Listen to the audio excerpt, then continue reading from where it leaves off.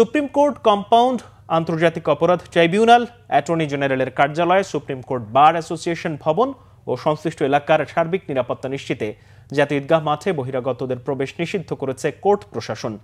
এদিকে আন্তর্জাতিক অপরাধ ট্রাইব্যুনালের সামনে সভা সমাবেশ নিষিদ্ধ করেছে ডিএমপি। নিরাপত্তা বাড়ানো হয়েছে প্রধান বিচারপতির বাসভবনেও। সোমবার সুপ্রিম কোর্টের ডেপুটি রেজিস্ট্রার ডক্টর মোহাম্মদ আতিকুজ্জামানের সই করা এক সংবাদ বিজ্ঞপ্তিতে এই নির্দেশনা দেওয়া হয়। এতে বলা হয়েছে, সুপ্রিম কোর্ট দেশের বিচার অঙ্গনের সর্বোচ্চ স্থান।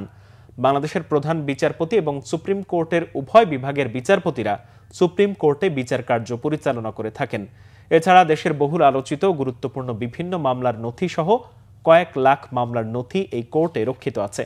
সম্প্রতি লক্ষ্য করা যাচ্ছে, বাংলাদেশ সুপ্রিম কোর্টের মালিকানাধীন জাতীয় ঈদগাহ মাঠ ও প্রধান বিচারপতির সুপ্রিম কোর্টে প্রবেশের জন্য ব্যবহৃত মূল ফটক সংলগ্ন ফোয়ারা এলাকায় বহিরাগত ও অপরিচিত লোকজনের আনাগোনা বেড়েছে। এটা বাংলাদেশ সুপ্রিম কোর্ট ও আন্তর্জাতিক অপরাধ ট্রাইব্যুনালের নিরাপত্তার জন্য হুমকি স্বরূপ। এ অবস্থায় কোর্ট কম্পাউন্ড সহ জাতীয় ঈদগাহ মাঠে বহিরাগতদের প্রবেশ নিষিদ্ধ করা হলো।